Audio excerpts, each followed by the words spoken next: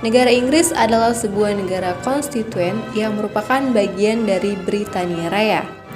Bentuk negaranya adalah kerajaan atau monarki konstitusional dengan sistem politik didasarkan pada asas demokrasi liberal.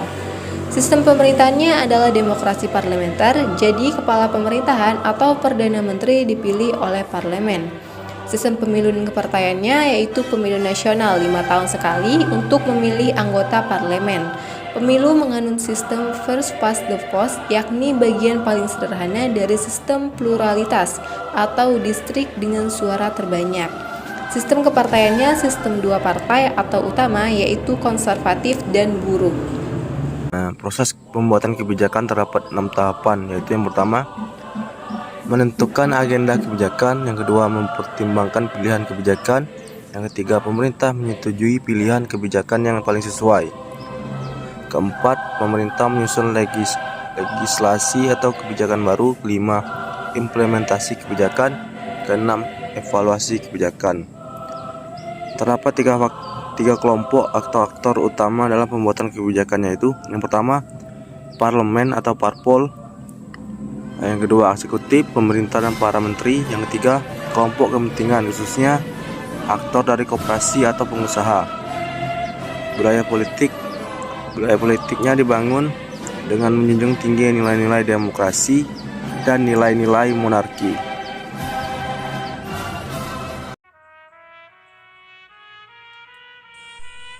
Belgia adalah sebuah negara yang terletak di bagian barat benua Eropa. Negara ini adalah negara bagian pendiri Uni Eropa dan menjadi ibu kota Uni Eropa. Bentuk negara Belgia adalah monarki konstitusional, populer, dan demokrasi parlementer federal. Parlemen federal Belgia adalah parlemen bikameral terdiri dari Senat dan Dewan Perwakilan. Sistem pemerintahan yang dianut oleh Belgia adalah sistem pemerintahan konstitusional monarki federal. Dengan sistem pemerintahan ini, kepala negara Belgia adalah seorang raja, sedangkan kepala pemerintahannya adalah seorang perdana menteri yang pada dasarnya adalah pemimpin dari partai terbesar atau koalisi terbesar. Sistem pemilu dan kepartaian dilaksanakan dengan sistem representasi proporsional. Pemilu bertujuan untuk memilih wakil-wakil rakyat di parlemen atau lembaga dewan atau konsil di negara bagian atau substate.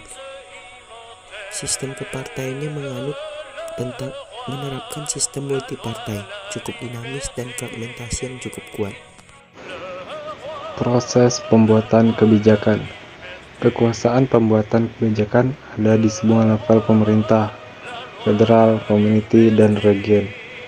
Di pusat, proses didominasi oleh kabinet yang dipimpin oleh PM sebelum proposal masuk ke parlemen untuk disetujui. Lobby-lobby politik dan konsultasi politik berlangsung dilakukan oleh menteri ke parlemen dan parpol anggota koalisi untuk mencari dukungan parlemen atas proposal dari pemerintah. Yang akan membahas dan menyetujui pertama adalah Chamber of Representatives. Dilanjutkan dengan Senat. Jika sudah disetujui oleh parlemen, RUU disahkan raja, karena raja memiliki kekuasaan eksekutif dan legislatif dan termasuk otoritas tertinggi di Belgia. Aktor utama eksekutif dan legislatif, dan juga melibatkan pihak lain seperti parpol, media, dan kelompok kepentingan berasal dari luar pemerintah.